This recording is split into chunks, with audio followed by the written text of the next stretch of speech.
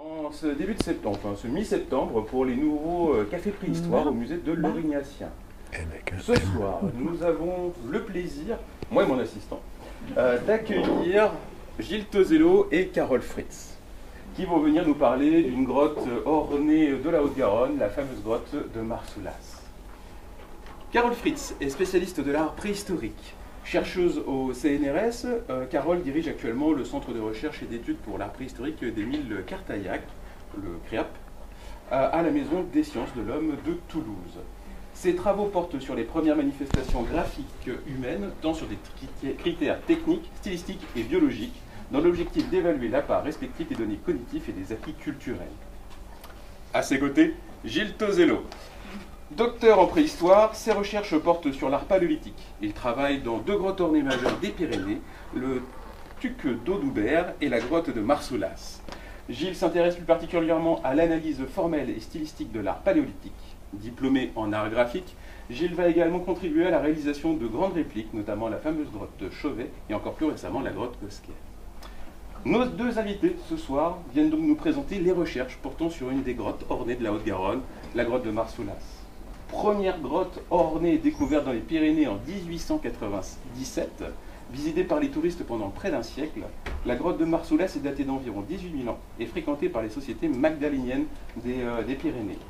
Aujourd'hui, plus de 600 gravures et peintures d'animaux, d'énigmatiques figures humaines et signes géométriques sont identifiés sur les parois. Une exceptionnelle redécouverte complexe de la grotte et de cet art pariétal s'opère au fil des recherches. Sans tarder, mon assistant et moi-même, on laisse la parole à nos invités et je vous souhaite à toutes et à tous une très bonne conférence. Bonsoir à tous et merci d'être aussi nombreux ce soir. Avant de commencer, je voudrais remercier Sébastien Marsat et le musée de l'Aurignacien pour cette invitation. Aujourd'hui, c'est quand même les journées européennes aussi du patrimoine. Donc, profitez bien de votre week-end. Et donc, je vais vous parler, non pas d'Aurignacien pour une fois, mais de la grotte de Marsoulas. Et donc, on va remonter, du moins aller un peu plus dans le temps, aux alentours de moins 18 000 ans. Donc, on est au tout début de l'installation des Magdaléniens, c'est-à-dire la dernière grande culture du Paléolithique supérieur. Avant de vous parler de la grotte, il faut savoir que, je vais le redire, on a commencé à travailler dans cette cavité avec Gilles en 1998. Ça fait longtemps. Et dans tout travail, ce n'est pas deux personnes, c'est une équipe de chercheurs et tout ce qu'on va vous raconter là ce soir, c'est aussi le fruit des discussions, du travail de chacun. Et je ne peux pas commencer sans vous faire voir ces photos. En plus, je suis très heureuse parce qu'il y a un membre de l'équipe initiale qui est là ce soir, Pierre Citerne, que vous voyez tout là-haut, voilà. Et vraiment, je tiens à le dire. Donc, on a un certain nombre de personnes qui ne sont pas forcément des préhistoriens, mais qui nous ont aidés dans la mise en place d'éclairage ou d'autres choses. Et tout ça, c'est ça une équipe de recherche et on ne peut pas faire autrement. Cette équipe de recherche, elle est pluridisciplinaire et ça, je tiens beaucoup à ça. C'est-à-dire que nous sommes archéologues, mais quand on étudie une grotte ornée, il n'y a pas que l'archéologie qui investit l'espace scientifique de la cavité. Il y a les géomorphologues, les karstologues pour comprendre comment s'est formée la grotte. Bien sûr, tout ce qui est analyse chimique, physique et chimique pour tout ce qui est datation, les analyses physico-chimiques des matériaux, on va en parler. Récemment, l'étude acoustique, puisqu'on lance une étude conjointe en paléoacoustique avec l'université de Stanford. Et puis, bien sûr, avec l'avènement de la 3D, tout ce qui tourne autour de la 3D, puisqu'aujourd'hui, vous allez voir, on ne travaille qu'avec ça. Donc, une équipe pluridisciplinaire qui regroupe toutes les données dont nous avons besoin pour comprendre cette cavité, sachant que ce qui nous intéresse, c'est une étude... on pourrait simplement s'arrêter à faire les relevés et vous dire il y a tant d'animaux et puis c'est tout. Sauf que l'intérêt, c'est d'avoir un regard sur le vivant, sur l'humain. On est archéologue et on veut comprendre comment vivaient, comment circulaient les Magdaléniens dans les Pyrénées, que ce soit sur le versant nord des Pyrénées ou sur le versant sud, vers l'Espagne. Et en fait, on essaie de mettre en place ce qu'on peut appeler une anthropologie sociale du Paléolithique supérieur dans l'étude de la grotte de Marsoulas. Où nous en sommes aujourd'hui, après 30, presque 30 ans, 25, bon allez, je ne vais pas dire de date. On en est à la phase de rédaction de la monographie du site. Normalement, ça devrait être terminé fin 2024. Et en plus, en parallèle de l'ouvrage qui sortira, avec le ministère de la Culture, on met en place un grand site internet que vous pourrez aller consulter. Pas pour tout de suite, hein, laissez-nous le temps. La grotte de Marsoulas, donc, elle n'est pas très loin d'ici, hein, à peine une petite dizaine de kilomètres. On est à côté de Salis du Salat, sur la route qui va vers la commune de Marsoulas. Hein. Elle porte le nom de la commune sur laquelle elle se trouve. Et voici donc sa porte d'entrée. Hein, et ça, on va en reparler. C'est une grotte qui est connue depuis très longtemps puisque c'est la première grotte ornée découverte dans les Pyrénées, 1897, mais c'est une grotte qui a été fouillée dès 1880-81. Donc les premiers préhistoriens ont fait leurs armes à Marsoulas. Il y a des conséquences à ça, on va le voir tout de suite. Mais c'est une longue histoire scientifique. Avec donc la reprise de l'étude en 98 avec Gilles, mais il faut noter aussi que dans les années 80, Alette Plénier, 70 pardon, Alette Plénier, qui était à l'université de Toulouse, avait fait une première étude de l'art pariétal avec d'autres moyens que les nôtres et on avait déjà une première publication. Voici la grotte de Marsoulas telle qu'elle est aujourd'hui ici et la grotte de Marsoulas au début du XXe siècle. Ici, c'est Félix Regnault qui est devant cette entrée très particulière et on voit ici qu'il manque pas mal de sédiments et ça, on va en reparler. C'est les fouilles de 1931 de Russell et Bégoin. Marsoulas, c'est une petite grotte. Elle fait une 50aine de mètres de long. Alors ça, je dis petite grotte parce que dans les Pyrénées, on a l'habitude d'avoir des grottes, comme on dit dans le jargon, très gros calibre. On pense à Agneau, on pense à Bédéiac, en Ariège. Marsoulas, elle sort de ces catégories-là. Et là aussi, on va voir que ça impose un certain nombre de choses, notamment pour la conservation du site. Donc, petite cavité, vous voyez, avec une angulation qui plonge vers le fond et en fait ça plonge vers un ruisseau. Il y a un ruisseau souterrain qui est juste au bout de la cavité et en fait on a des gravures et des dessins peints tant sur la paroi gauche que sur la paroi droite. Voici un peu quelques images de l'entrée vers le fond et du fond vers l'entrée. Bon, on voit, hein, vous voyez que l'intérieur de la cavité, c'est pas génial. Pourquoi? Parce que bêtement, quand les fouilleurs ont investi l'espace de la grotte à la fin du 19e, début 20e, ils n'avaient pas le droit de sortir leurs déblais de la grotte.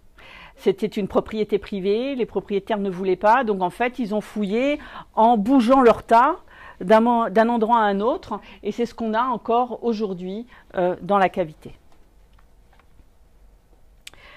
On va parler un peu d'archéologie quand même, malgré tout. Félix Regnault, je commence toujours par Félix Regnault parce que c'est lui qui découvre l'art pariétal en 1897 en faisant des fouilles, en faisant ses fouilles à l'intérieur de la cavité. Il va faire deux grandes tranchées. Félix Regnault, une à l'entrée et une un peu plus loin dans la grotte, ici, où il y a la flèche. Et ici, vous avez ici la canne de l'abbé Breuil. Cette photo a été prise au début 20e, dans les années 20, je crois. Ici, vous avez ce qu'on appelle le bison ponctué, que vous verrez voir tout à l'heure. Et ici, la fouille de Regnault, qui est descendue à peu près à 1,80 m. Donc, vous voyez, il est descendu très bas. Et il dit qu'il a trouvé 2 foyers intacts. Alors, à cette époque-là, quand on parle de foyer, on ne parle pas de structure de combustion où on fait du feu, on parle de niveau archéologique. Voilà. Donc, il a trouvé 2 niveaux et il signale que dans cette partie de la grotte où on est à entre 22 et 25 mètres, ici, les silex sont rares, mais qu'il a trouvé des os avec des gravures. Le problème, c'est que Félix Regnault, il ne nous a pas laissé grand-chose comme données archéologiques pures. Et donc, pour avoir un peu plus de renseignements sur ces niveaux archéologiques, en fait, on va voir les fouilles de l'abbé Caudurban, David Caudurban, qui a fouillé, vous voyez, fin 19e, dans la cavité. Donc, lui ne connaissait pas les dessins. Il n'a pas remarqué les dessins sur la paroi. Par contre, il nous a laissé ça. Alors, c'est pas lui, il écrit, hein, il dessine pas, il fait pas de relevé de coupe comme on fait maintenant sur un chantier de fouilles, mais dans ses écrits, on peut reconstituer à peu près une stratigraphie. Et ça, même si on n'a pas de données de terrain et que dans une grotte, les couches archéologiques ne sont pas strictement horizontales, on a quand même des choses intéressantes et notamment, il localise un certain nombre d'objets. Il localise des objets gravés et aussi des blocs de pigments et aussi des outils en cristal de roche, et il les sépare bien. Vous voyez, il fait bien ces deux distinctions. Caudurban, fin 19e, d'accord, mais il a des yeux et il sait analyser ce qu'il voit quand même si ce n'est pas les données que l'on aimerait avoir aujourd'hui, ou même si, en fait, c'est Louis Méroc qui reprend la stratique Caudurban dans les années 40, et en fait, il n'y a pas de souci non plus. Alors, c'est d'autant plus intéressant que sur cette structure, sur ce niveau-là, le foyer qu'il appelle le foyer 2, a été trouvé ce fragment de côte qu'on reverra tout à l'heure. Et ce fragment de côte, il a une tête de bison dessus. Et cette tête de bison, elle est très caractéristique des bisons que l'on trouve sur les parois de la grotte. Il décrit aussi très justement, alors je ne sais pas si vous voulez que je vous lise, mais on peut... voilà, il décrit de très nombreuses aussi les pointes de trait en bois de renne à la base taillée en biseau avec sillon profond à la surface supérieure, semblable au type de la grotte du Placard reproduite par M. de Mortillet dans son musée préhistorique. Alors cette phrase, elle est fondamentale puisque là, il nous décrit des saguets très connus qui sont des saguets dites de Lussac-Angle. Et ça nous donne un point de repère dans la chronologie également. Et quand on a réussi à faire une datation il y a très peu d'années sur des charbons de bois à Marsoulas, on a trouvé moins 18 000. Et ça rentre parfaitement dans ce qu'on connaît des saguets de Lussac-Angle. En plus de ça, ces saguets, elles sont trouvées sur le niveau 2, dans le niveau 2, où il y a le maximum d'objets gravés et les pigments qui vont servir certainement à faire les dessins sur les parois. Donc vous voyez, étudier de la bibliographie ancienne, on n'a pas la certitude, on n'a pas fouillé nous-mêmes, mais on a des éléments, et quand ces éléments convergent tous dans le même sens, on se dit qu'on a quand même des choses que l'on peut dire et préciser. Donc voici un petit fragment de cristal de roche taillé. On en a 6 ou 7 dans la cavité. Alors dans le Magdalénien on en trouve, c'est pas exceptionnel, mais on n'en trouve jamais beaucoup. Mais ça ici, ça vient de ce niveau 2 avec les saguets de Lussac. Quelques objets gravés, ici un os d'oiseau. Vous avez ici l'échelle, vous voyez, avec un décor en chevron géométrique. Ces pendeloques, ces lissoirs, pardon, qui sont fabriqués sur des côtes de bison fendues en deux. Ces objets-là sont conservés ici au musée d'archéologie nationale. Voilà. Le fameux bison que vous avez ici et qui lui est conservé à Toulouse, au muséum.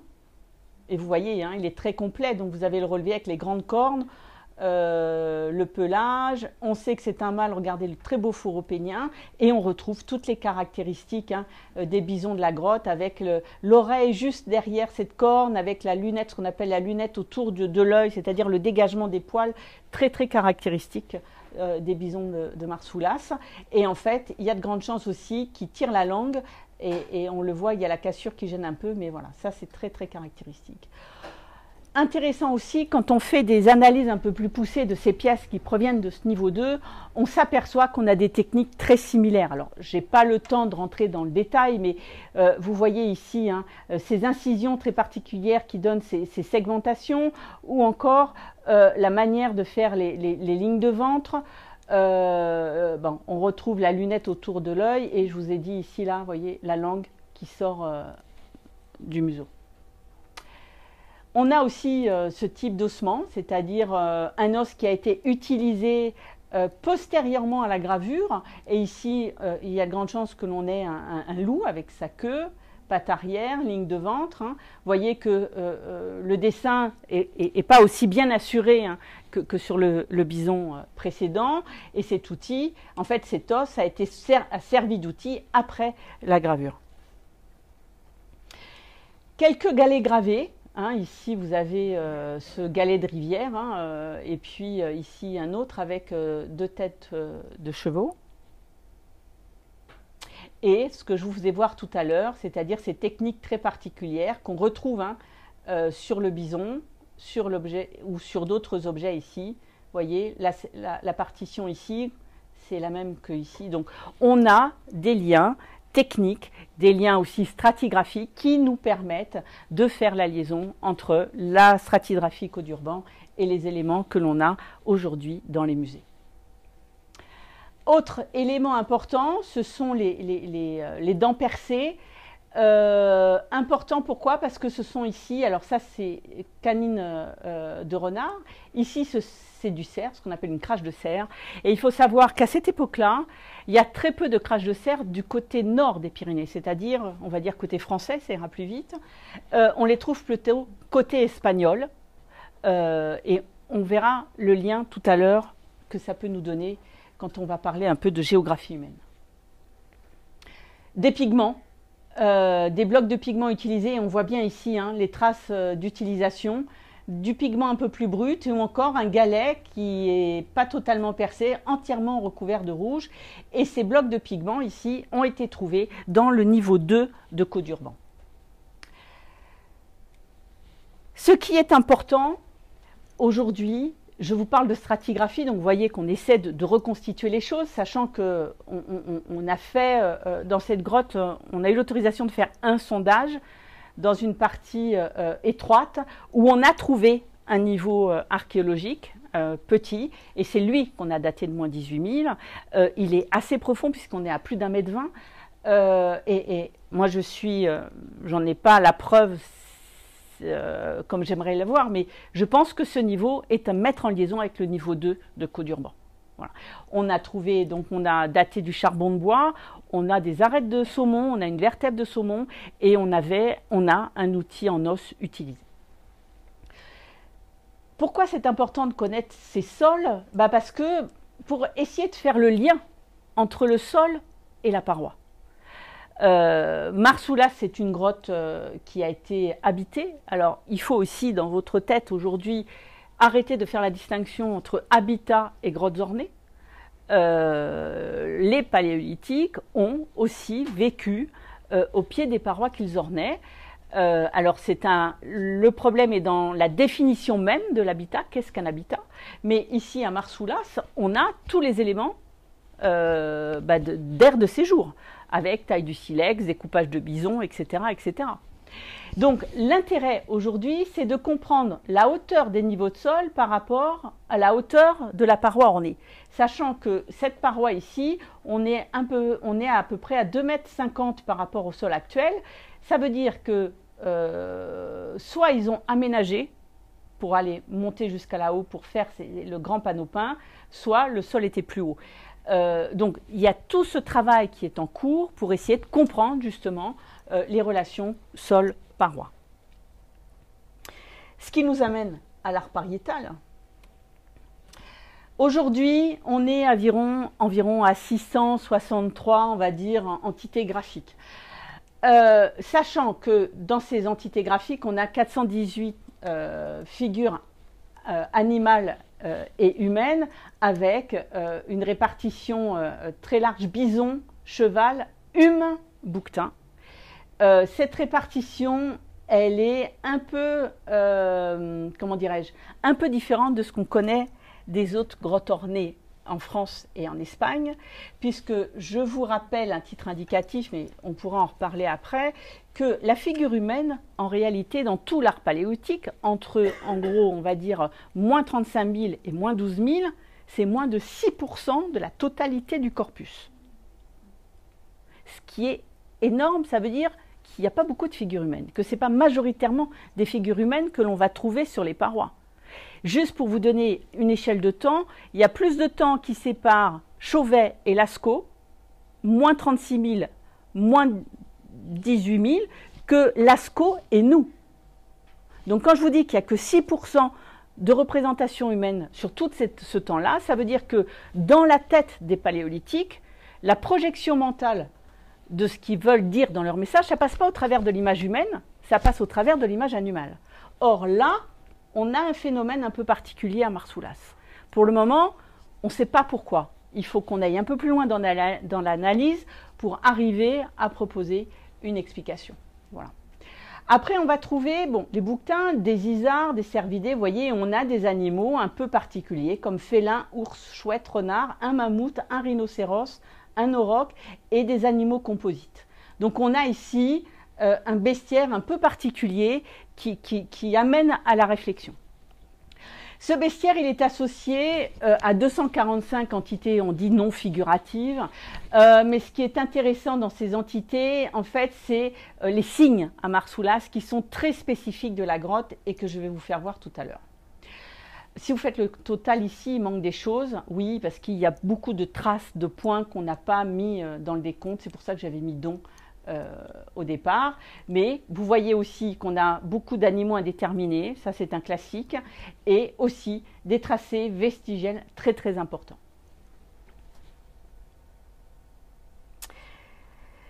Quelles sont et quelles ont été nos méthodes d'analyse pour cet art pariétal? Je vous ai dit, on a commencé en 1998, l'appareil photo numérique n'existait pas à cette époque-là. Il est évident que quand on étudie une grotte ornée, on ne touche jamais les parois, que ce soit à Marsoulas ou n'importe dans quelle grotte, que ce soit en Espagne ou en France, on ne touche jamais les parois. C'est la conservation qui prime et donc il faut trouver tous les substituts non invasifs pour pouvoir faire ces études.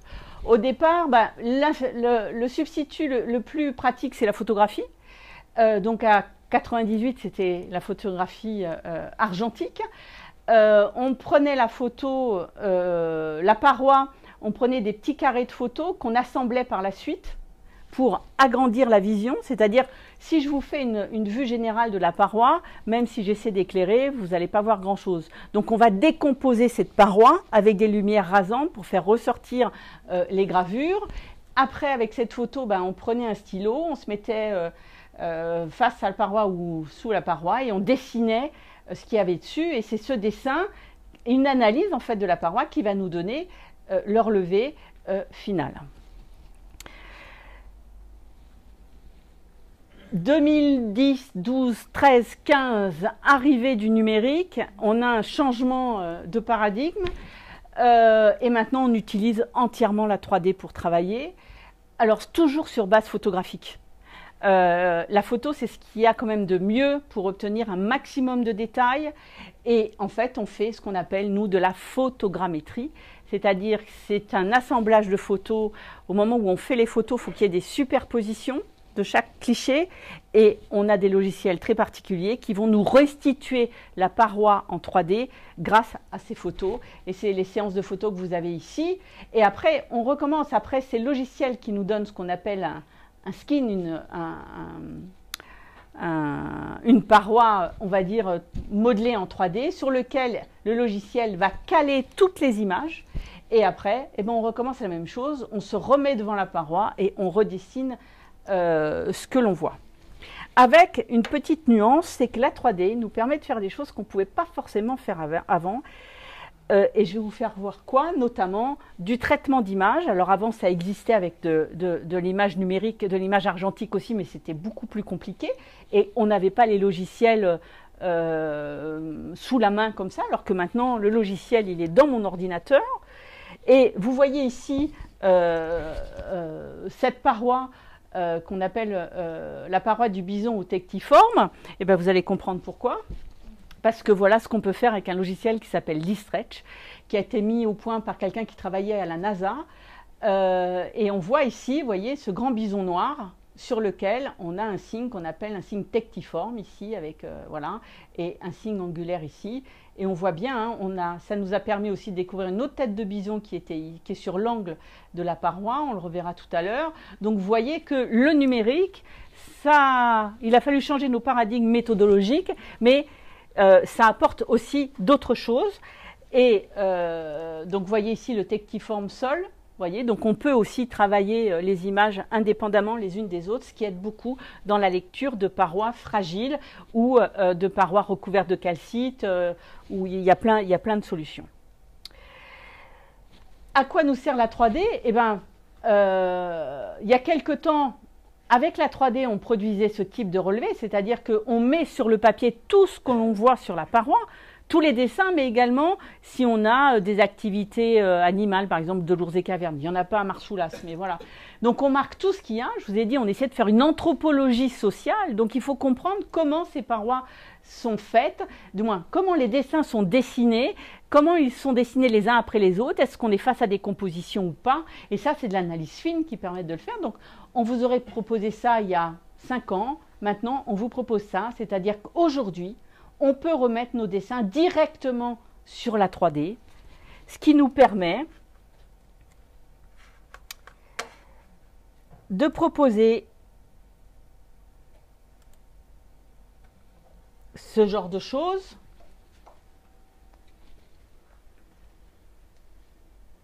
C'est-à-dire de vous donner à voir la 3e dimension, ce qu'on ne pouvait pas voir avant quand on n'était pas dans la grotte.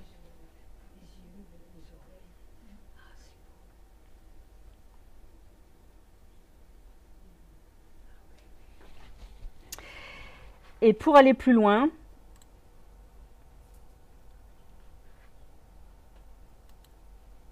ah bah non. Ah bah non, ça marchait tout à l'heure. Je rêve.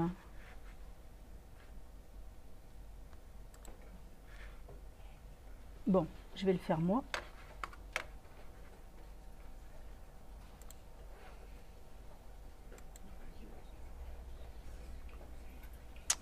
On n'est jamais déçu par la technique.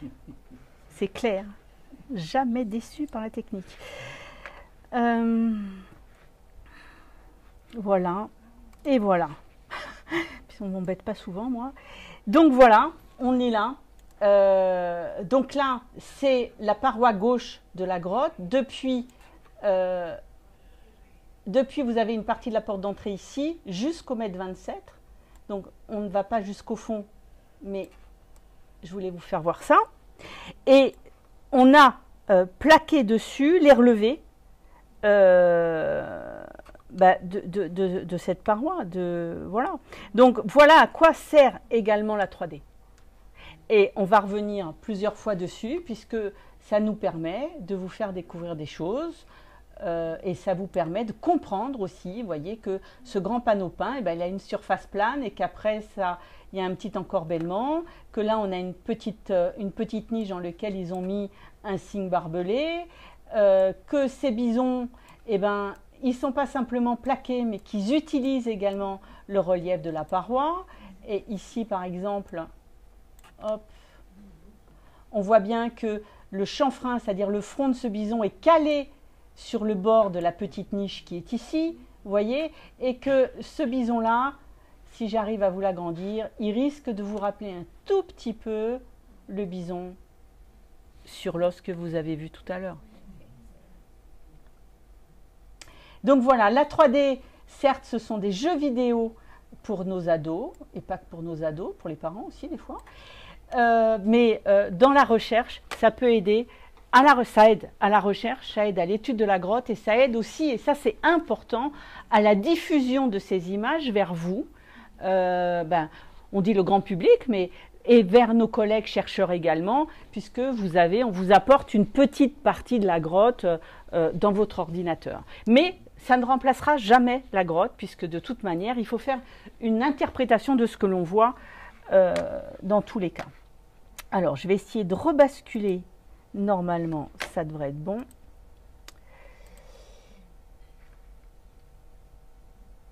Voilà, ça marche de temps en temps quand même. Oui, alors attendez, on va voir si...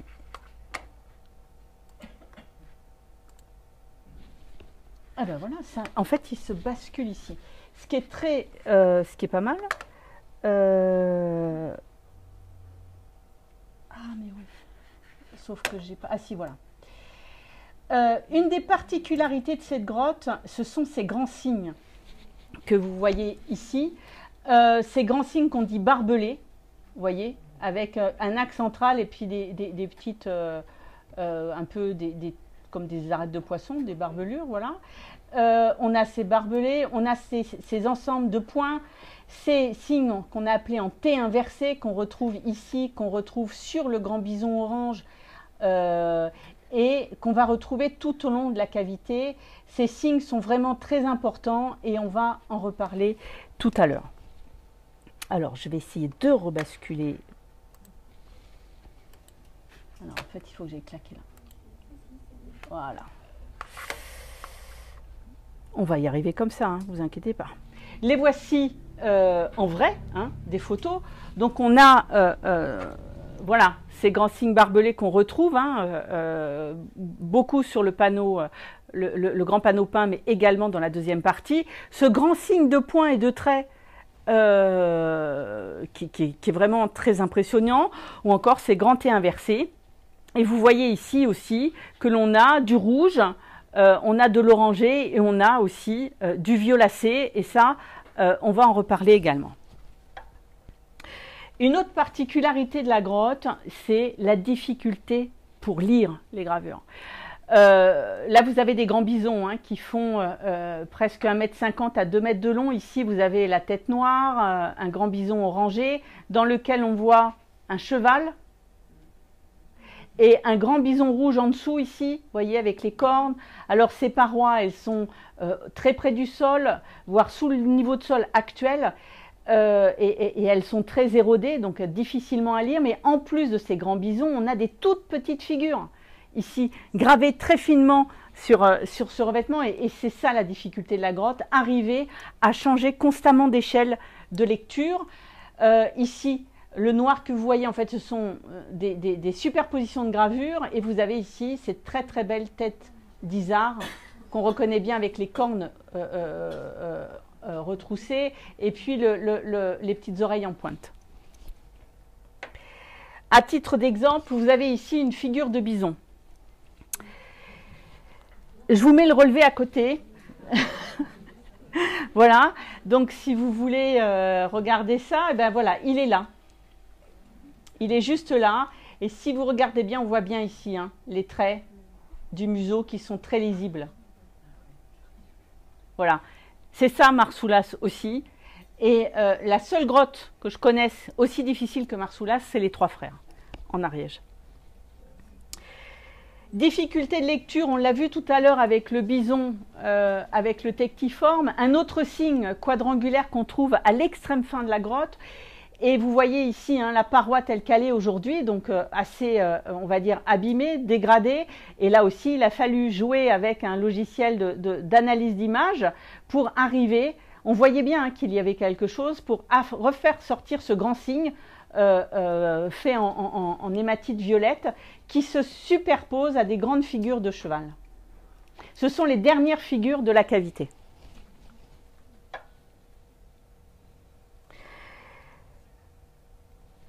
L'art pariétal de Marsoulas, et même dans souvent d'autres grottes, c'est l'intégration de la figure sur la forme, c'est-à-dire la recherche de la troisième dimension. La paroi n'est pas simplement un support horizontal sur lequel les paléolithiques vont mettre leur figure, ils vont se servir de cette paroi. Et ça tout le temps.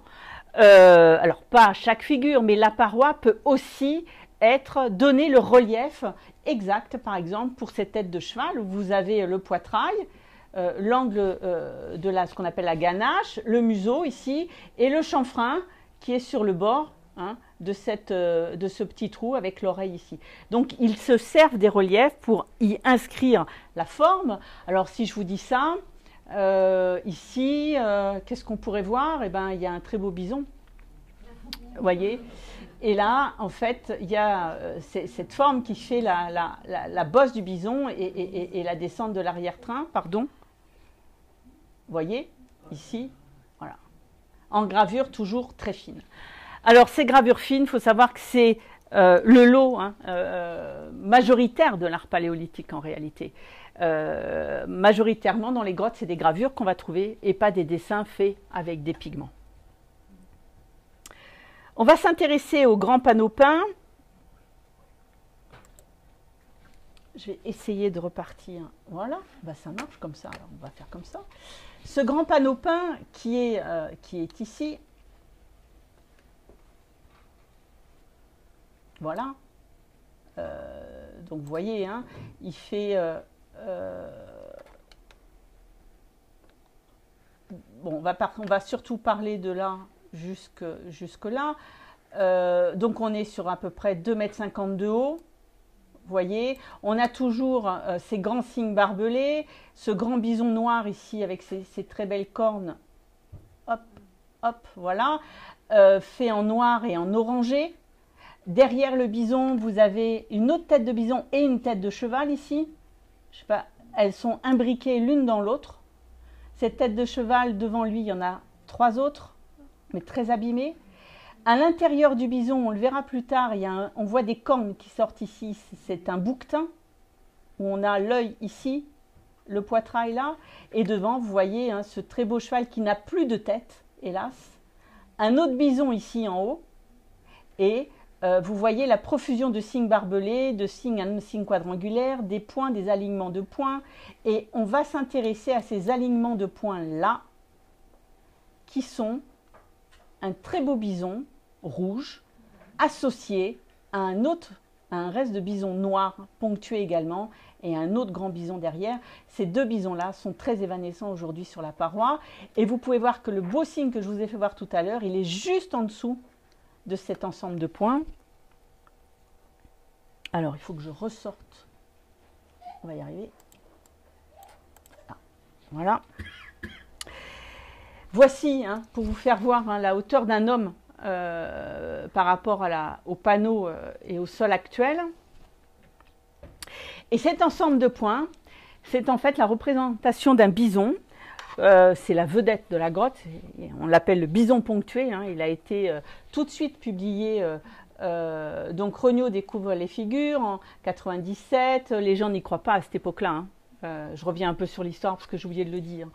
Et en fait, il faut attendre un colloque en 1902 qui s'appelle le colloque de la Face, qui s'est tenu dans le Périgord, où il y a eu une très grande bataille entre les partisans de l'art paléolithique, parce que 1902, les paléolithiques ne sont que des bêtes quand même. Et puis, il y a tout le problème autour de la religion et que un homme préhistorique ne pouvait pas faire ses dessins. Donc il y a les partisans du pour, les partisans du contre. Ça castagne un peu, mais c'est les partisans du pour qui gagnent. Et en 1902, Breuil, Regnault, tous les gens qui étaient pour, il y a l'abbé Breuil, et ben, ils prennent leur voiture et ils viennent voir Marsoulas. Voilà. Et en fait, ce bison-là a tout de suite attiré l'attention et Breuil en parle très rapidement. Donc ce bison, on voit bien qu'on est attiré hein, par un volume de points. Or, quand on regarde plus attentivement avec des lumières rasantes, on s'aperçoit qu'il y a certes des points, mais qu'il y a aussi des gravures. Et on voit aussi que c'est un bison qui tire la langue. Encore un. Et on va voir que c'est un tout petit peu plus compliqué que ça, car dans les faits, vous avez un premier bison gravé, sur lequel il est gravé et peint, puisqu'en fait, il y a des gravures et du noir. Et après, en fait, on ajoute les points. Voilà. Donc, en fait, ce bison, il a deux versions. Une version gravée et une version avec les points. Au total, il y a plus de 528 points. On les a comptés un par un. Voilà, donc vous voyez que au niveau de l'analyse de la forme, il y a quelque chose de remarquable, puisqu'en fait, on recherche cette vision globale de ces points qui sont là, qui sont très présents dans la grotte, qu'on retrouve sur la forme animale, qu'on retrouve dans les signes, qu'on retrouve en ligne de points dans la cavité. Là aussi, c'est des choses sur lesquelles il faut s'interroger. Le pariétal de la grotte, c'est également, alors évidemment, du coup, j'ai plus la main ici, mais c'est pas grave. Pour aller un peu plus loin dans l'analyse, non, n'ayez pas peur. N'ayez pas peur. C'est juste pour vous dire qu'on était, je vous ai dit tout à l'heure, une équipe pluridisciplinaire. Donc, ça veut dire aussi qu'on veut aller aussi plus loin et comprendre. Si on veut comprendre comment sont faites les figures, il faut aussi comprendre comment on fabrique le pigment. Et qu'est-ce que le pigment dans une grotte ornée? C'est pas simplement du rouge, du noir, ça veut dire aller le récupérer dans la nature et le préparer. Et pour ça, on va utiliser une instrumentation qui fait appel à la chimie, à la physique, pour en fait comprendre la nature de l'information, comprendre la résolution de cette information, c'est-à-dire jusqu'où on peut aller dans l'analyse pour comprendre la constitution des matériaux et travailler justement dans des méthodologies non invasives, c'est-à-dire sans prélèvement. Ça, c'est fondamental.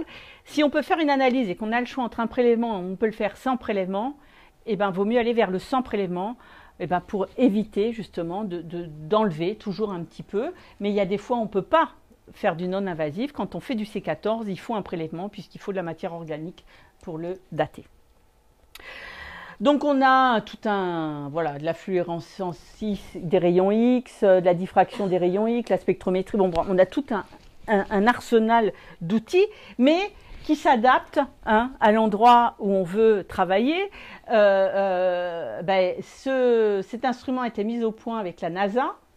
Voilà, parce que normalement c'est une machine, on fait ça en microscopie électronique à balayage généralement. Donc là il a fallu extraire une source X, de rayons X, et puis arriver à avoir une instrumentation qu'on peut promener avec nous. Alors il faut de l'électricité, donc on a des batteries.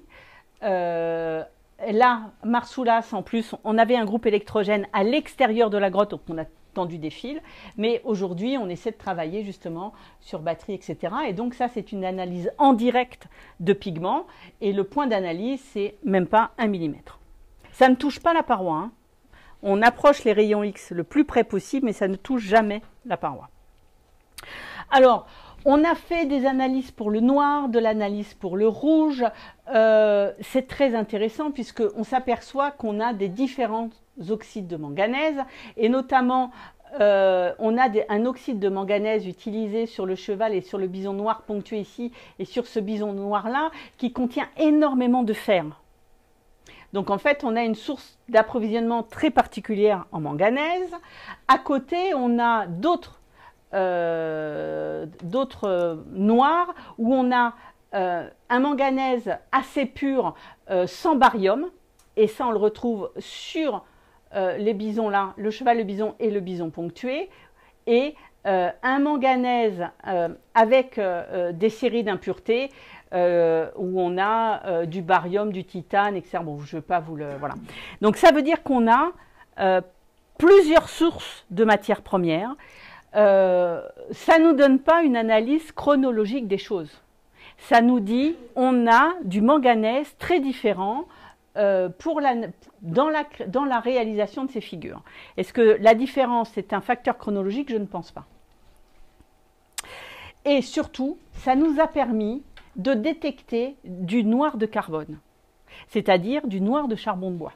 Et ça, on ne le savait pas, puisque à Marsoulas, il n'y avait pas eu d'analyse de fait, il n'y avait pas eu de prélèvement particulier, et en fait, on a du noir de carbone sur les oreilles du bouquetin qui est sous le grand bison orangé, sur la tête de bison qui est derrière, et sur ces fameuses têtes de bison qui est le bison autectiforme est là, et on est sur l'angle de la paroi, et on a ici donc du carbone. Mais hélas pour nous, il n'y en a pas assez pour un prélèvement pour du C14. On est toujours un peu frustré, mais ça on a l'habitude. Même type de pratique sur les rouges. Et sur les rouges, c'est d'autant plus intéressant puisque vous allez voir, donc on a, Marsoulah c'est très intéressant pour les rouges parce qu'on a toute la gamme de ce qu'on peut trouver avec de l'hématite, depuis l'orangé avec la montée en gamme jusqu'au violacé en passant par le rouge carmin, le rouge un peu moins, etc. Le problème, c'est qu'on pensait qu'on allait trouver des nuances entre ces couleurs. Or, on n'a pas de nuances du spectre d'analyse, on est sur de l'hématite et on n'a pas vraiment, pour le moment, de cas particuliers. Donc, on pense que notre problème vient de la surface aussi du calcaire qui est humide et l'eau empêche un certain nombre d'analyses visiblement, mais ça, on est en train de travailler dessus. En attendant, on s'est amusé à faire l'analyse du rouge que l'on a sur les objets au muséum. Parce que le but du jeu, ça va être de croiser la donnée entre les parois et les objets. Et là, on s'est aperçu au muséum qu'on avait des oxydes de fer riches en ocre, hématite, goethite. Alors la goethite, elle est plutôt un peu jaune. Mais surtout, on a une hématite sans soufre et une hématite avec soufre. Alors ça veut dire que sans soufre, on n'a pas de traces de minéraux en plus. C'est-à-dire qu'on n'a pas de cuivre, on n'a pas d'arsenic, on n'a pas de tout ça. Et là, dans cela, on en a. Donc maintenant, on va aller voir, essayer de repartir sur les parois et essayer de trouver si on a ces distinctions-là pour rapprocher les blocs de pigments aux parois. Donc ça, c'est la suite de la recherche, c'est-à-dire on est, alors je ne vous fais pas voir, mais on a fait de la fluorescence en UV et on est en train de le faire en infrarouge pour aller plus loin dans l'analyse, pour justement essayer de croiser ces données-là. Et ça, c'est en cours de traitement à l'heure actuelle. Alors, quelques spécificités de la grotte. Je vous ai parlé des signes tout à l'heure. J'espère que vous les avez encore en tête, car en plus de ces grands bisons colorés, de l'utilisation de toute la gamme de l'hématite, on a aussi des spécificités au niveau des gravures, et on revient aux figures humaines. Et vous voyez en fait que ces figures humaines, elles sont très, comme toujours pour l'art paléolithique, on a rarement de figures humaines très naturalistes. Hein. Elles sont caricaturales ou elles sont, on va dire, mi-homme, un peu mi-animal. C'est ce qu'on a ici. Vous voyez, ici, c'est cet animal un peu particulier. Ici, avec ce nez, ou encore lui, là, avec ce grand nez crochu, cette petite barbiche. Donc, vous voyez, on a toute une gamme. Depuis lui qui pourrait représenter l'être le plus complexe jusqu'à la silhouette, juste la tête ronde, sans les yeux ou avec les yeux.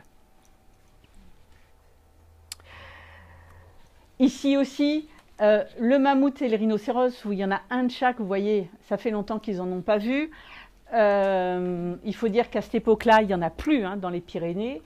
Alors c'est un souvenir traditionnel, on a ce souvenir-là de ces animaux-là.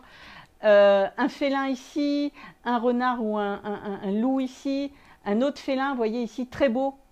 Hein, on retrouve le très beau dessin du museau avec le nez, la bouche ouverte encore. Donc on a ces particularismes et on a ces chouettes. Alors c'est très intéressant parce que là on fait encore le lien entre le sol et les parois, puisque cette plaquette-là, voilà, cette chouette-là a été trouvée sur une plaquette qui provenait d'un sondage fait en 1996 par Sébastien Lacombe. Et donc on a, vous voyez, le bec, les yeux, voilà.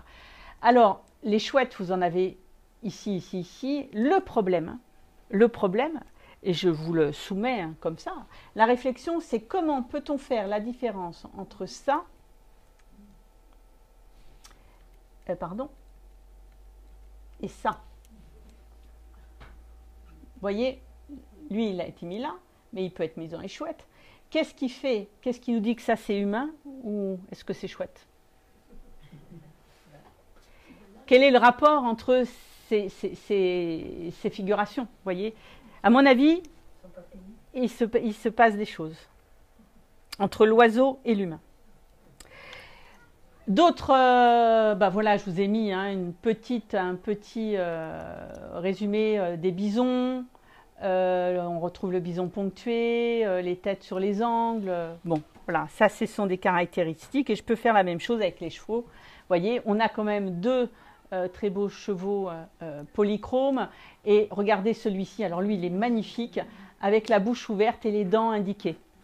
Le seul autre exemplaire que je connais, c'est sur un contour découpé qui provient de la grotte d'Anlaine. Pas très loin, qui est en Ariège, vous voyez. Donc on a le cheval dit broutant, mais qui crache plutôt quelque chose qui pourrait être du sang. Voilà, on a plein de choses. Et on a certainement aussi de la narration sur ces parois. Ici, on a peut-être un combat certainement un combat de bisons, où on a ces bisons ici, là, face à face, qui tirent la langue. Et on en a d'autres, vous voyez, dans la grotte. Voilà.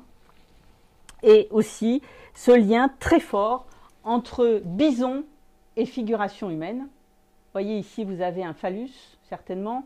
On a encore ces petites têtes autour des bisons. Et ça, cette association bison-humain, avec ces petites têtes rondes, etc., on le retrouve dans la grotte de la Garma, en Cantabrie. Et juste pour vous faire voir, vous voyez, cette petite tête associée au bison, elle est là, avec les petits yeux ronds ici. Voilà. On va revenir aux fouilles de 1931,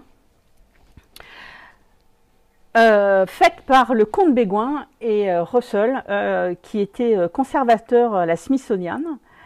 Donc en 1931, en fait, ils fouillent le devant du porche. C'est eux qui ont dégagé la porte actuelle. Ils font tomber tout le cône qui obstruait en fait l'entrée de la cavité. Donc vous voyez ici les fouilles en cours et après les fouilles, donc la limite supérieure et la mise en place de la grille. Il faut savoir que ces fouilles, elles ont été un peu catastrophiques pour la conservation de la grotte, puisque le cône qui était devant cette grande porte, on va dire, tamponnait l'atmosphère. C'est-à-dire que ça faisait un espèce de bouchon, si vous voulez, qui empêchait, entre autres, l'air chaud de rentrer, etc., ce qui n'est plus le cas depuis 1931. Et le comte Bégoin l'a écrit tout de suite après en disant « on a fait une erreur ». Et l'erreur, elle y est toujours aujourd'hui, puisqu'en fait, on a des problèmes de condensation dans la grotte. Donc, le ministère de la Culture a tout mis en œuvre. On devrait avoir un sas devant l'entrée d'ici peu de temps. Mais voilà, les problèmes de conservation de la grotte viennent de là, donc de 1931. Mais ce n'est pas pour ça que je vous parle de 1931. C'est le comte Bégoin et Russell ont fait une stratigraphie. Vous voyez, on a une coupe. Alors, c'est très général, mais le sol primitif, l'argile où ils ont trouvé de l'ours, la terrasse paléolithique. Et dans cette terrasse paléolithique, ils vont trouver des choses. Ils vont trouver 3 objets en cristal de roche taillés, 2 petits coquillages percés et cet objet-là, qui est un grand coquillage qui fait un format A4, voilà, qui est interprété comme une coupe à boire. C'est-à-dire, on met de l'eau dans le coquillage et puis voilà, par Bégoin, Russell en 1931. Ce coquillage, alors les trous que vous avez dessus, ce sont des trous de pioche au moment de la découverte. Ce coquillage a été à la demande du comte Bégoin. De toute façon, il y avait eu un accord entre la Smithsonian et l'État français avant. Tous les objets, on va dire, majeurs devaient rester en France et devaient être déposés au Muséum d'histoire naturelle de Toulouse. Pourquoi Muséum d'histoire naturelle de Toulouse? Parce que le comte Bégoin dirigeait le Muséum d'histoire naturelle de Toulouse à cette époque-là. Donc, il est toujours au Muséum d'histoire naturelle de Toulouse. Et comme avec Gilles, nous avons repris l'étude des parois, et que je vous ai dit qu'on voulait faire un peu d'anthropologie sociale, eh ben, il fallait aussi aller voir les objets décorés. C'est pour ça que je vous ai parlé d'archéologie, etc. Et est arrivé le moment où il fallait s'attaquer à ce coquillage, qui était dans les réserves depuis un moment, qui a toujours été, on le savait, mais j'avoue qu'on ne savait pas trop quoi en faire en réalité. Et au Muséum d'histoire naturelle, il y a Guillaume Fleury, merci Gilles, excuse-moi Guillaume si tu m'entends, Guillaume Fleury qui un jour a une idée, parce que pour lui ça paraissait évident, il souffle dans le coquillage. Et il me dit, mais Carole, viens voir, je vais te faire voir quelque chose. Et c'était le jour où on devait prendre le coquillage dans les réserves et le monter pour l'étude, et il souffle dedans, encore une fois, et moi j'en suis restée, mais comme... je devais avoir les yeux écarquillés, des points d'interrogation partout au-dessus de la tête. Je me suis dit, mais c'est pas possible. On monte le coquillage, on le regarde et on commence à vraiment l'analyser. Et en l'analysant, on s'est aperçu de plusieurs choses. Déjà, que la partie où il a soufflé, c'était pas un hasard. C'est quelque chose qui a été volontairement percuté. Il faut juste savoir que cette partie que Gilles a remis en haut là, c'est ce qu'on appelle l'apex d'un coquillage. Et c'est par là que commence à croître le coquillage. C'est la partie la plus dure du coquillage, et c'est la partie la plus dure parce que là, vous avez ce qu'on appelle un Caronia lampas, qui fait 30 cm de long. C'est un très très beau spécimen. Voilà, c'est un spécimen caractéristique des eaux froides. Des aussi gros, il n'y en a plus aujourd'hui. Vous avez ici un récent, voilà, qu'on a un peu agrandi. Et donc, on a l'apex qui a été volontairement, on va dire, débité, cassé. Autour de cet apex, on a cette partie un peu noire, ici. Alors, après une analyse, on sait que c'est de la matière organique. Voilà. Et en l'étudiant encore un peu plus, ce coquillage, on s'est aperçu qu'il a été percuté pour enlever ici cette partie de la colomelle, ici. Voilà, pour raccourcir cette partie-là. Devant ça, on s'est dit, normalement ça devrait se mettre en route, ici, grâce toujours à cette équipe, à Philippe Walter, on a réussi à entrer au CNES à Toulouse pour faire ce qu'on appelle une tomographie du coquillage, c'est-à-dire c'est en gros une radio qui prend l'extérieur et l'intérieur de la pièce. Or, on s'est aperçu, et on avait déjà une petite vision par le trou en haut, par où on soufflait, qu'il y avait un trou à l'intérieur. Et ce trou, quand on l'analyse ici, vous l'avez ici, en fait, on s'aperçoit que ce n'est pas du tout naturel et que ce trou, il a été volontairement fait dans le coquillage à hauteur de la 2e et 3e spire, ici. Et juste dans la, si vous voulez, dans l'orientation de la perforation supérieure. Alors, on s'est intéressé à tout ça de plus près. On est allé au Quai Branly, au musée du Quai Branly, puisqu'ils ont des coquillages archéologiques anciens, notamment des conques, ce qu'on appelle des conques aujourd'hui, des coquillages qui servent à faire du vent, de la musique, du son. Et en fait, il s'avère qu'il y a des conques complètement aménagés, et nous, on pense que cette perforation-là, c'est pour un aménagement. Et vous voyez ici, hein, des conques archéologiques d'autres endroits du monde où on a l'apex qui est complètement aménagé, soit juste coupé, soit aménagé avec de la matière organique ou encore ici avec un embout en bois. Alors on est allé encore plus loin puisqu'en fait on a travaillé avec le laboratoire de prise de son, la plateforme Petra à la Maison des sciences de l'homme de Toulouse avec Pascal Gaillard. Et le muséum nous a autorisé, Guillaume a transporté le coquillage jusqu'à la plateforme et on a analysé le son de la conque. Mais avant d'aller plus loin, parce que je saute les étapes, cette conque, on s'est aperçu également qu'il y avait des petits points, des petites choses un peu rosées là. Donc on a fait des photos, on a fait du traitement d'image et en fait ces points un peu rosés, ce sont des points, comme vous pouvez les voir dans la grotte, qui sont ici très évanescents, puisqu'elle est restée longtemps dans le sédiment, et puis voilà. Donc, mais ici, on a exactement les mêmes choses. Et en fait, il est difficile de ne pas rattacher ces points à ce qu'on connaît dans la grotte, c'est-à-dire le bison ponctué, que vous venez de voir, et également les signes, les autres signes, ou les signes de points. Donc en fait, dans les fouilles de 1931, il trouve cet instrument, on va dire, qui va produire du son. Et grâce aux outils en cristal de roche taillé, grâce aux liens qu'on peut faire avec l'intérieur de la grotte, je pense qu'on est en mesure de dire qu'il y a un lien fort entre cet objet et ce qui s'est passé dans la grotte. Et c'est d'autant plus fort quand vous allez entendre ce que produit, je vais y arriver, la conque.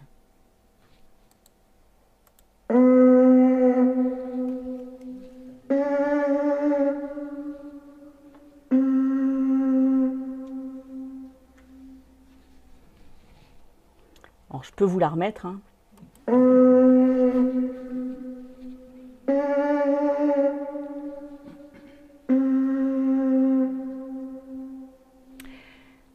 Alors cet objet, il est important parce qu'on découvre quelque chose qu'on ne connaissait pas au Paléolithique supérieur. On connaissait des flûtes, hein, puisqu'il y en a en Allemagne très tôt, hein, puisqu'on est à moins 34, moins 35 pour les flûtes allemandes. On pouvait imaginer plein de choses sur la musique, une ronde, voilà. Mais ça, c'est unique aujourd'hui. Et à mon avis, c'est unique parce qu'on ne s'est pas penché sur ces problématiques-là. Voilà. Alors, à quoi ça servait? C'est pour ça qu'on a entamé une partie de recherche en paléoacoustique à Marsoulas, à Chauvet, pour comprendre la sonorité. Il y a eu des travaux, hein, dans les années 80. Je ne vais pas rentrer dans le détail, mais ces travaux, Rechnikov, Dauvois, disaient qu'il y avait un lien entre les dessins et l'endroit où était fait le son. Bon, ce n'était pas très probant. Aujourd'hui, grâce à la 3D, on peut aller plus loin. Pour vous dire, on a commencé des tests à Marsoulas, ça ne donne pas grand-chose dans la grotte. Par contre, à l'extérieur de la grotte, ça résonne d'une manière incroyable. D'autant plus qu'il faut juste penser à une chose. Aujourd'hui, c'est couvert d'arbres. À l'époque, il n'y en avait pas. Et rien qu'aujourd'hui, ça résonne énormément. Donc ça peut être, on en connaît, hein, anthropologiquement, des trombes, il y en a dans tout le Pacifique, mais il y en a aussi dans les Pyrénées. Puisque les bergers communiquent de vallée à vallée avec ça. Dans les Alpes aussi. Donc vous voyez, c'est un instrument, nous on a l'image des Tahitiens, et voilà, mais c'est des instruments qui sont anthropologiquement connus encore aujourd'hui sur nos territoires, que ce soit en France, en Espagne, en Europe. Voilà. Donc ça, c'est encore en cours et on va continuer. Alors, on revient sur la conte, parce que je vous ai dit, c'est un caronia lampas. Ah ben, du coup, voilà. Ça marche, maintenant ça marche. Et ce caronia lampas, en fait, il vient de l'océan Atlantique. Alors, c'est d'autant plus intéressant pour nous que je vous ai parlé beaucoup, tout à l'heure je vous ai dit c'est cantabrique, parce qu'il y a un lien fort entre Marsoulas et les Cantabres, donc le nord de l'Espagne. Je vous ai parlé tout à l'heure, hein, des craches de cerf qu'on n'en trouvait pas de notre côté des Pyrénées à cette époque-là. Ce petit coquillage-là, qui était trouvé avec la conque, il vient également de l'Atlantique. Et à Marsoulas, on a aussi ce qu'on appelle une biche à coustrier. Ça, c'est typiquement, on va dire, cantabrique. Et regardez, le signe de Marsoulas et le signe de la grotte del Castillo en Cantabrie. On n'est pas très loin non plus. Voici la biche à coustrier, hein, avec ses oreilles ici, celle de Marsoulas, la tête, le cou, et regardez, hein, les exemplaires qu'on connaît à Altamira, Castillo. Alors, d'accord, elle n'est pas aussi jolie, mais elle est là, et ça, je vous assure que c'est important. J'ai un collègue espagnol qui ne voulait pas nous croire. On lui a dit, bah, viens la voir. Et il s'est retrouvé devant, et il m'a dit, oh mierda.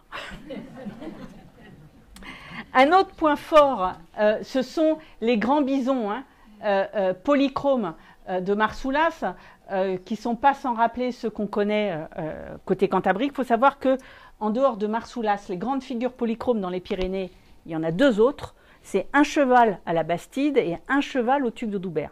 Donc vous voyez que Marsoulas regroupe à peu près toutes les figures polychromes, moins deux, des Pyrénées. Donc encore ces signes, hein, voilà, et on peut vous faire la carte, hein, ici Marsoulas, les liens avec ces signes tectiformes du Périgord, les signes espagnols et les signes des Pyrénées. Ça veut dire qu'au travers du pariétal et des objets, on essaie de restructurer le mouvement des populations sur un territoire qu'on connaît bien au Magdalénien, qui est le nord et le sud des Pyrénées, en partant vers la corniche cantabrique. Il faut savoir que pour le moment, quand on étudie le matériel, que ce soit l'art pariétal ou les objets, on a très très peu, voire pas du tout de lien côté méditerranéen. On a, c'est ce qu'on appelle de la géographie humaine, et on arrive bien à le faire aujourd'hui avec le Magdalénien parce qu'on a beaucoup de sites, parce qu'on a beaucoup d'objets, et grâce aussi aux études approfondies qu'on peut faire dans l'analyse des matériaux, etc. Je vais laisser la parole à Gilles, un tout petit peu, pour nous parler de ça, parce que c'est un peu à ton tour.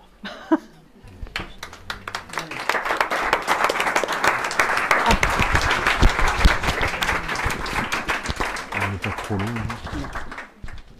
Bien, bon, mais pour conclure, parce que je pense que Carole a été elle a couvert à peu près tous les domaines, et je pense que vous avez maintenant en tête la complexité de ce site. Et donc, c'est simplement pour vous dire que dans les années passées, on a fait avec Marc Azéma, donc qui était un réalisateur de films documentaires, on a fait un DVD donc sur la grotte, qui raconte un peu tout ce qu'on vient de vous dire. Bon, c'est un documentaire qui a été fait en 2006, donc évidemment on n'était pas aussi avancé dans l'étude, mais enfin on avait déjà pas mal de choses à proposer, et notamment on s'est amusé à reconstituer comme ça, avec une actrice, une comédienne, le bison, la réalisation du bison ponctué. Et on s'est amusé aussi à reconstituer la première partie de la grotte. À l'époque, c'était les débuts, hein, de la 3D. Donc avec une idée qui était de restituer un peu la vigueur, les couleurs un peu éclatantes de l'époque, car on a vu aujourd'hui que la grotte a beaucoup souffert, hein, des injures du temps et puis des hommes aussi. Et donc, autre réalisation qui était destinée à tous les publics, c'était à l'occasion d'une expo qui s'est passée en 2009 au parc de la Préhistoire, donc à Tarascon-sur-Ariège. Donc une volonté, donc c'était le département de l'Ariège qui finançait, la volonté de reproduire ce grand panneau, mais un peu en essayant de lui donner un peu les couleurs qu'il a connues, hein, à l'époque où il a été créé, pour éviter d'avoir à reproduire l'état passablement, on va dire, endommagé et ruiné qu'il connaît aujourd'hui. Et donc, voilà, je vous ai pris l'exemple du côté gauche de ce grand panneau. Hein. Aujourd'hui, on ne voit plus grand-chose. Il y a simplement cette tête grotesque qui est un graffiti, on va dire, certainement des années 70, qui a été fait avec une lampe à carbure, et donc qui prend un peu toute la place, et donc qui fait que on a un peu perdu. Il y a aussi beaucoup de destruction ici par des gravures, enfin des incisions modernes. Il y a le fait aussi que la partie centrale a été extrêmement érodée par le temps. Mais on voit quand même que quand on fait le relevé de cette surface, c'est quand même assez grand. On couvre à peu près 2 mètres de long, là, sur 1,50 m de haut. On s'aperçoit qu'il y a quand même des restes. Hein. Ce que vous voyez ici en bleuté, c'est le pigment noir. Et donc on a encore un grand bison qui était là, hein, avec une sorte de triangle à la base de la bosse, la queue, la cuisse, le ventre, et puis les sabots gravés. La tête est ici, et au-dessus, on a un autre qui est moucheté de points noirs et qui est encore assez visible. Donc, quand on élimine un peu les traces modernes, voilà ce qui nous restait comme base. Et donc, voilà une restauration qui a été faite sur la réplique, que j'ai faite sur la réplique, pour essayer de montrer à quoi pouvaient ressembler ces dessins, ces peintures, lorsqu'elles ont été faites. Et voilà, on a fait ça pour l'ensemble du grand panneau qui a retrouvé un peu, disons, la vigueur de ces couleurs d'antan. Voilà, c'était juste pour vous apporter ces dernières précisions.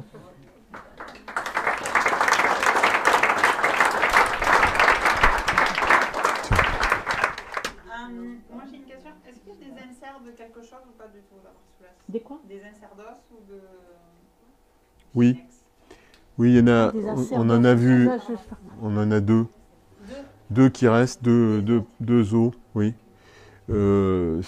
Probablement, il y en a eu beaucoup plus, hein, mais ils ont dû être enlevés, quoi, prélevés. Ceux qui restent sont les plus discrets, c'est pour ça ils ont un peu échappé. Il y en a eu, par exemple, dans la grotte de Montespan, qui n'est pas très loin d'ici non plus, il y en avait beaucoup au moment où elle a été découverte, on le sait par les premiers récits. Aujourd'hui, il n'y en a plus un seul qui reste. Donc, oui. Oui, alors, moi je me posais la question sur le bison ponctué. Est-ce qu'on peut le rapprocher du cheval de pêche-mer aussi? Il y a des points comme ça. Est-ce que c'est la même technique ou... Non, pas du tout. Non, non, pas du tout, parce que là, vous avez vu que les points sont faits avec l'extrémité des doigts. Donc, ce sont des petits modules et tout petits, hein, c'est quelques centimètres. Alors que sur les chevaux de pêche-mer, les ponctuations, elles sont beaucoup plus grandes et surtout, elles sont soufflées. Elles sont projetées avec la bouche. Donc, dans le vocabulaire, c'est la même chose. Ce sont des points, mais en fait, et puis si vous voyez, le problème enfin, c'est pas le problème, mais la question que pose le bison ponctué de Marsoulas, c'est est-ce que c'est un animal déguisé, un animal dissimulé sous une nappe de points qui le rapproche, vous avez vu, de l'autre signe qui est juste à côté en bas. C'est-à-dire, est-ce que c'est un animal transformé en symbole abstrait, ou bien est-ce que c'est autre chose?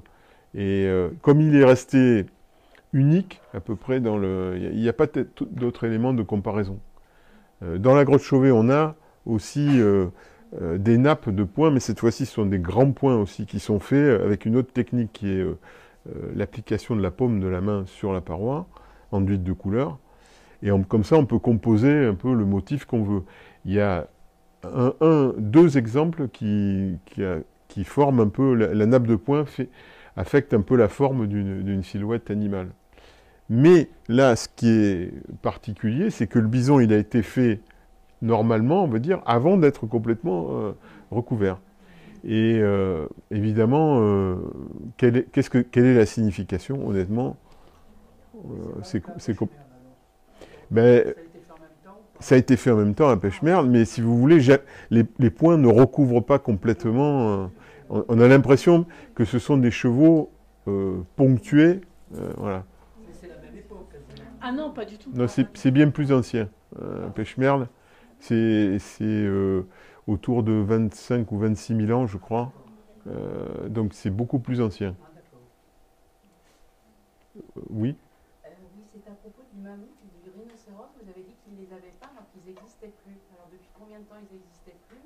Et est-ce qu'on connaît dans d'autres grottes des animaux qui ont été peints par des souvenirs Non, enfin, ce que Carole a dit, je pense qu'elle a dit quelque chose comme il y a longtemps qu'ils n'en avaient pas vu. Mais parce qu'ils existaient toujours. Hein.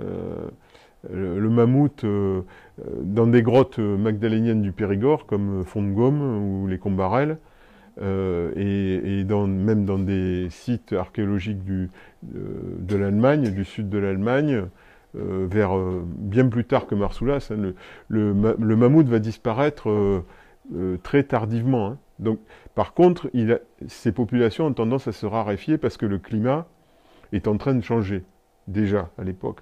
Il est en train le climat, on va dire, qui lui est favorable, le climat glaciaire est en train de disparaître. Donc, les rhinocéros laineux et les mammouths, qui sont les grands animaux de ces phases froides, sont en train de devenir de plus en plus rares. Et notamment, dans la partie sud de l'Europe, c'est-à-dire les Pyrénées, d'une part parce que le climat y est encore plus doux, et ensuite parce qu'il y a du relief.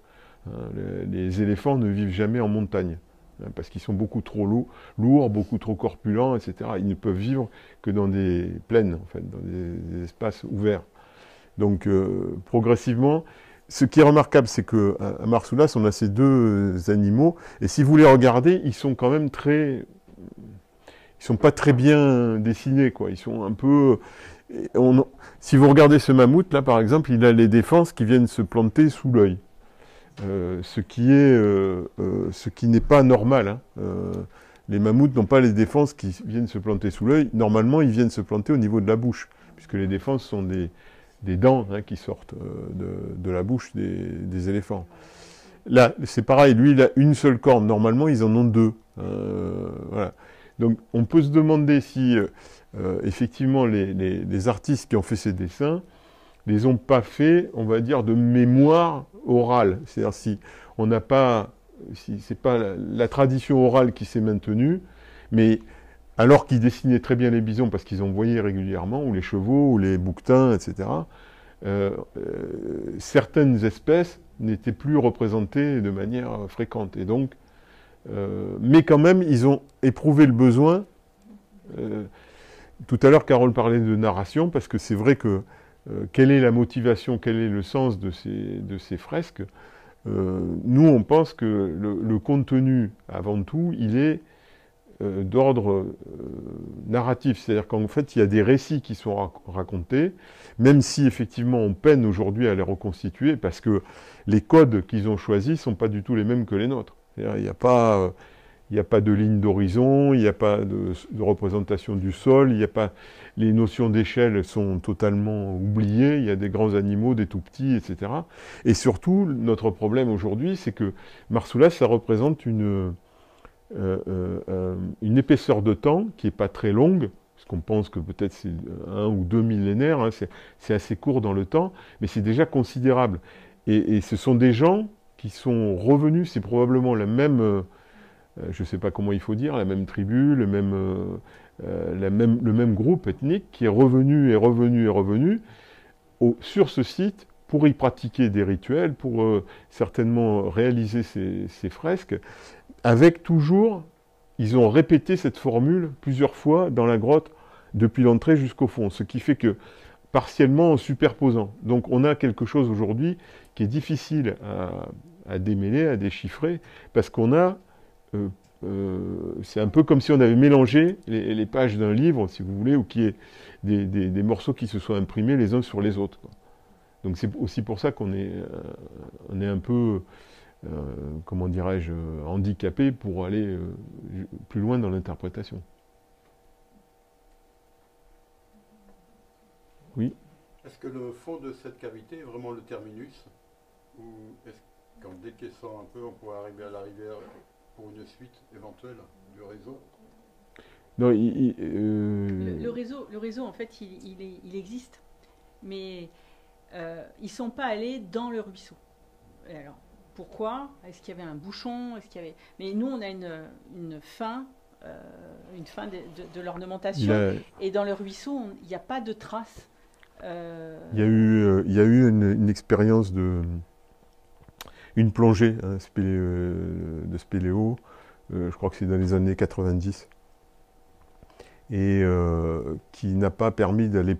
Ils ont remonté, je crois que c'est un peu plus de 40 mètres, mais après ça devient très très étroit, et surtout il n'y a pas de traces archéologiques, quoi.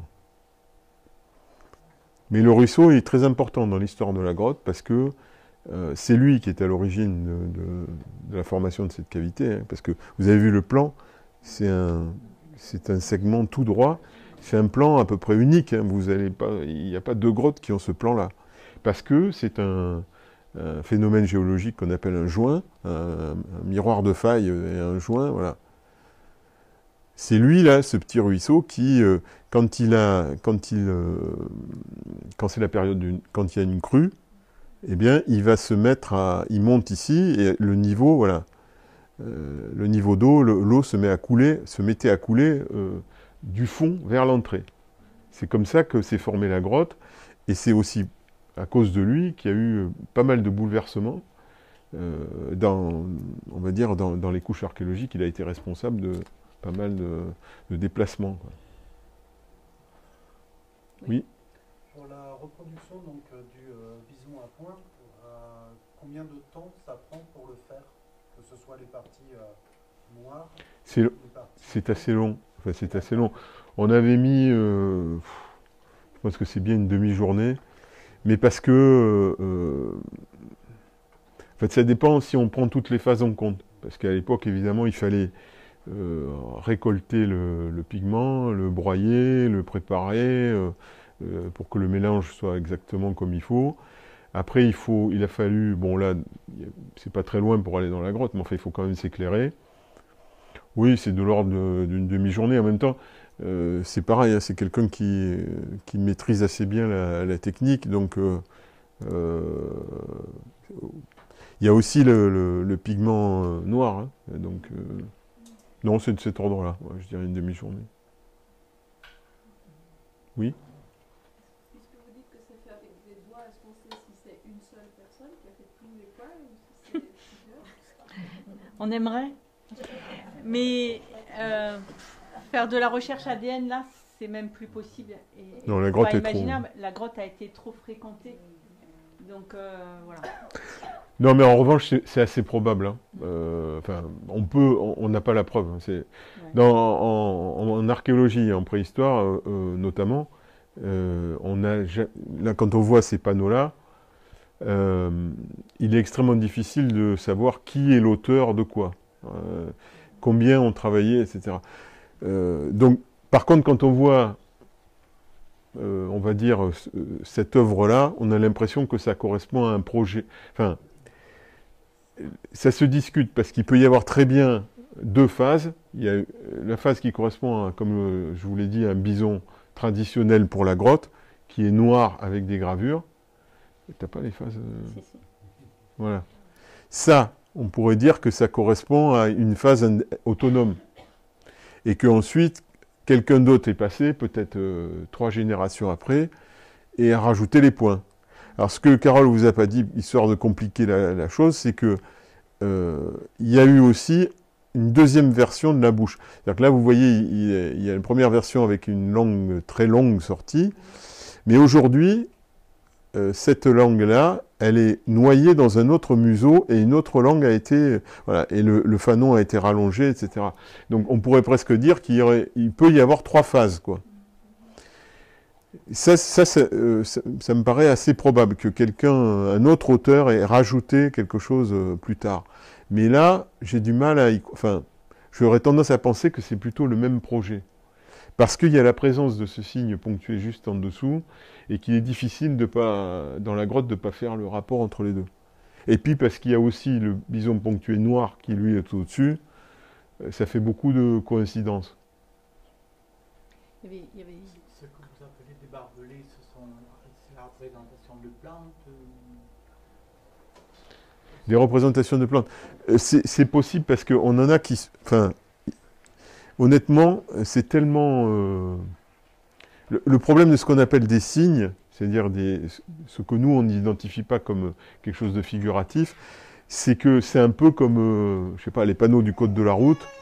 Vous voyez, quelque chose ou un pictogramme, auquel on va attribuer un sens dans une époque et une civilisation donnée. C'est-à-dire, si un jour vous voyez un rond rouge avec un trait blanc au centre, vous savez immédiatement que c'est un sens interdit. Mais si on le transporte dans le temps et dans une autre culture, si vous n'êtes pas là pour préciser le sens de ce pictogramme, ben, il est perdu. Là, on est exactement dans cette situation. C'est-à-dire que c'est sûr que ça a eu un sens. Le problème, c'est qu'il y en a des horizontaux, des obliques, des verticaux. Il y en a qui ont beaucoup de barbelures, il y en a qui en ont très peu. Il y en a pour lesquels les barbelures sont droites, etc. Donc, il y a une grande instabilité graphique de ces signes-là. Et puis, il y en a quelques autres dans d'autres grottes, mais très peu. Donc, à chaque fois, quand on est réduit, c'est comme le bison ponctué, quand on a très peu d'exemples, Bien sûr qu'on peut faire là.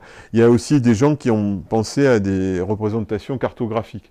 Où vous avez, en fait, ça c'est une vallée, et puis ça c'est d'autres vallées adjacentes, pourquoi pas. Hein. Tout est un peu plausible. Mais hélas, donc plantes, pourquoi pas, mais... Oui, madame? Je me demande par quel biais ils pouvaient s'éclairer pour peindre. Avec l'éclairage, en fait, c'est le feu. Oui, mais c'était déjà d'actualité. Ah oui, oui, oui, depuis très très très très longtemps. Oui, oui, on peut pas aller dans une grotte sans éclairage.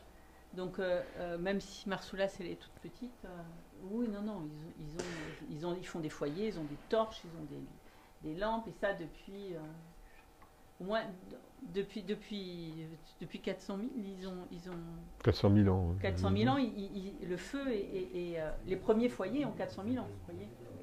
Donc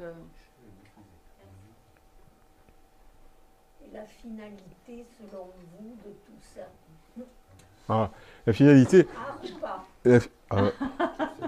Ben moi je dirais que oui, ça c'est évident. Mais parce qu'il y a un supplément, enfin je veux dire, c'est pas juste des symboles qui sont mis comme ça en vrac. Il y a eu une recherche d'expression artistique, il y a eu des moyens aussi techniques qui ont été choisis, mis en œuvre et maîtrisés. Après, quel est le sens de tout ça? Nous, on pense que, comme je vous l'ai dit, c'est du domaine narratif. C'est-à-dire qu'en gros, ça raconte des histoires qui probablement parlent de leurs origines. C'est-à-dire, comme il n'y a pas de société où il n'y a pas de société sans mythe. Alors, nous, on a nos propres mythes aujourd'hui, qui sont des religions. Hein, les religions sont les héritières de ces mythes très anciens. C'est-à-dire qu'il faut quand même qu'en tant qu'être humain, on ait des réponses aux questions essentielles, toujours d'où on vient, pourquoi on est là, et qu'est-ce qui arrive après la mort, etc. Probablement que ces fresques-là répondent à des questions qui sont de cet ordre-là. Et ça parle, Carole vous a dit, il n'y a pas beaucoup de présence humaine. À Marsoulas, il y en a quand même un peu. Mais elle est extrêmement discrète, ils sont assez difformes, ils sont transformés, ils sont un peu intermédiaires entre les animaux et les hommes. Et donc, finalement, ce qu'ils ont utilisé pour raconter leurs histoires, c'est surtout des animaux. Mais donc, ça veut dire que, à l'époque, évidemment, comment dirais-je, le caractère, les personnages les plus évidents pour raconter les histoires, c'était pas des hommes. Parce que très probablement, eux-mêmes, ces groupes-là ne se percevaient pas comme différents des animaux qui les entouraient. Voilà, il faut se placer dans cette époque-là, hein, où les humains étaient peu nombreux. À chaque fois qu'on a essayé de faire de la démographie pour la préhistoire, on n'a jamais réussi. Alors, on propose des chiffres comme ça à l'emporte-pièce, on dit à un moment donné, il y avait 1 million d'habitants pour l'Europe. Mais dire ça ou rien, voilà. Et même si c'est vrai, 1 million d'habitants pour l'Europe, je vous jure que ça ne fait pas grand monde. Donc ça veut dire qu'on pouvait parcourir des journées de marche, puisqu'à l'époque c'est le seul moyen de déplacement, sans rencontrer personne.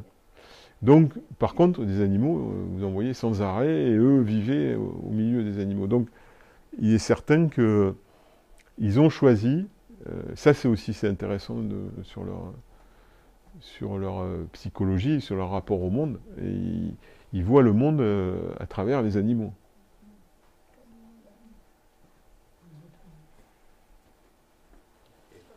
On va pouvoir poursuivre, mais je vous explique tout ça.